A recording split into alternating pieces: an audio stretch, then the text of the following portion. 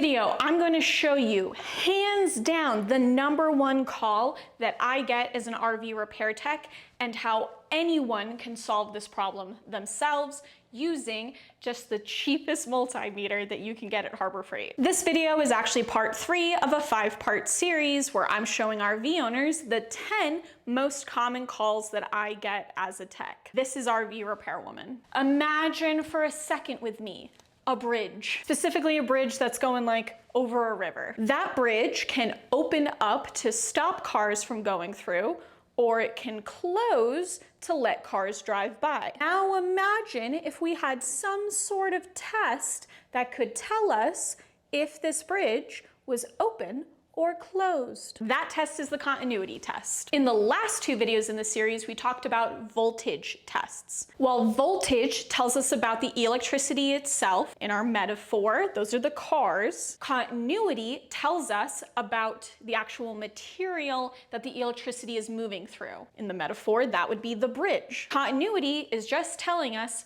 is the bridge open or closed? Can electricity move through this component or not? If the bridge is closed and cars can move by, then you have continuity. If the bridge is open and cars cannot go by, then you do not have continuity. Oh, and by the way, if you're madly taking notes, I see you, I love you. Remember, you can always go to rvrepairwoman.com/5000, and I have a workbook that's going to walk you through not only how to do all of these tests that we're talking about on your multimeter, but also give you the 10 calls that I get most common as a tech and how to do those yourself. So you can get a sneak peek at all of them before the videos come out. So you can get that at rvrepairwoman.com/5000. Continuity is great for testing all kinds of things, like switches, broken wires, and in today's case, fuses. But let's get your meter set up first. On my fancier Klein CL800, I just turn the dial to the setting with an audio symbol on it. And don't worry, my people with slightly less fancy meters, I'm gonna get to you in a second. The audio symbol is there because your meter is going to make a beeping noise whenever the probes have continuity between them. Continuity, no continuity. Continuity, no continuity. Electricity can move through this wire, but it can't make it through this broken circuit. The continuity test is a pretty common test to have on almost every multimeter. Even this like $20 meter off of Amazon has a continuity setting on it. But if you have the cheapest multimeter known to man, this $7 multimeter from Harbor Freight, it does not have a continuity setting built into it. But I do have a workaround. Look for the section with an ohm symbol and then set your dial to the 200 setting. This is technically the resistance setting, and we'll talk more about it in the next video. You're getting a little sneak peek here, but it's very similar to the continuity setting. Instead of listening for the beep that other meters are going to make, you're gonna have to look for what number is coming up on screen. If the number is above 50, you do not have continuity. And if the number is below 50, then you do have continuity. It's that simple. The last big thing that we need to know before we start playing around is that continuity is one of the few tests that we do with no power going to what we are testing. The way your multimeter tests for continuity, if we think about the car metaphor, is it sends out a little run of cars out of one probe, and it sees if those cars make it to the other probe. If there are already cars going by, that other probe might pick up some of those cars, and we're just gonna get messed up readings. So when we're testing for continuity, we either take our component that we want to test and completely disconnect it from the circuit entirely, or we make sure that power is off to the whole circuit. You got this. Hello?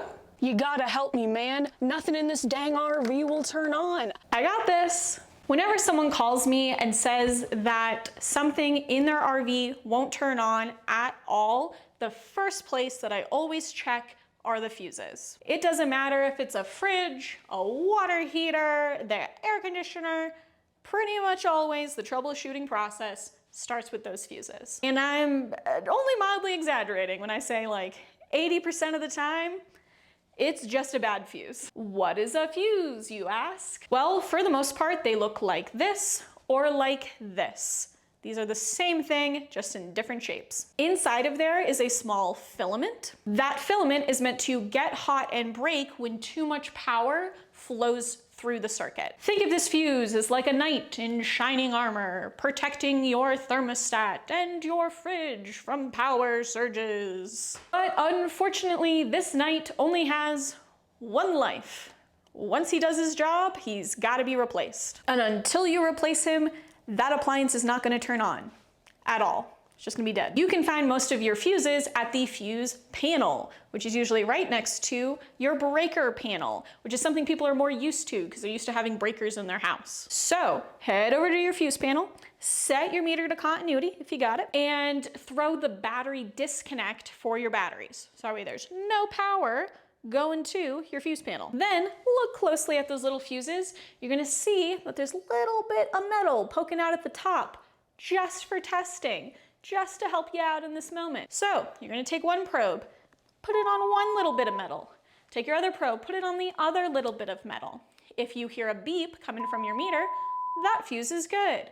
If you don't hear a beep, that fuse is bad. Switch it out, and you should be good to go. If you're not sure if you really got a good connection on it or not, or did it beep, did it not, you can always take one fuse out and just test it separately, and then put it back if it's good. You're good, it's no big deal. So you found a bad fuse.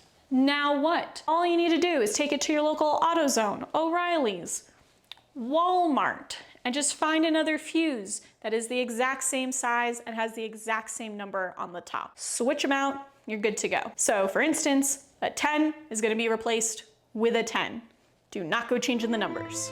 You're gonna be upset real quick. But that's it. It's that easy. I just drive around with like a bag full of these fuses, helping people out. You would be surprised how many calls I go on, and it's just a bad fuse. Replacing a fuse is gonna cost you maybe a couple cents. Calling a tech, a couple $100.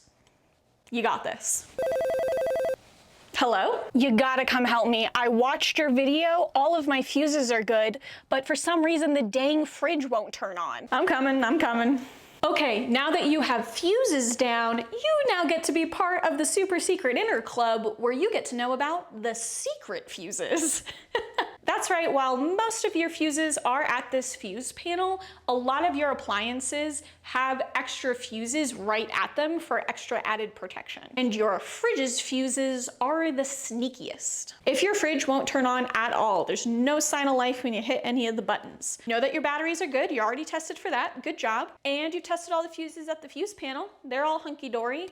Then set your meter to continuity and head to the back of the fridge. Pop the case off of your circuit board. You may have to disconnect some wires from the circuit board in order to get that cover off. Just take a picture so you know how they go back. And I would recommend unplugging the fridge before you do this, and maybe throwing the battery disconnect as well, just so we know there's no power going through any of those wires. You have to do that later anyway, so just do that now. And then just take a look over your fridge circuit board. Depending on what brand of fridge you have, it may have 1, 2, or 3 fuses on it, and you can test all of them the same way that you did the fuses on the fuse panel. Set your meter to continuity, test any fuses you see. If you want to double check, you can pop any of these out and test them separately. If you have a bad fuse, swap it out and you should be good to go. With those 2 more calls, I believe we are up to $3,500 saved, woohoo. So check out this video when it comes out to learn how to save your next $1,000 in your RV.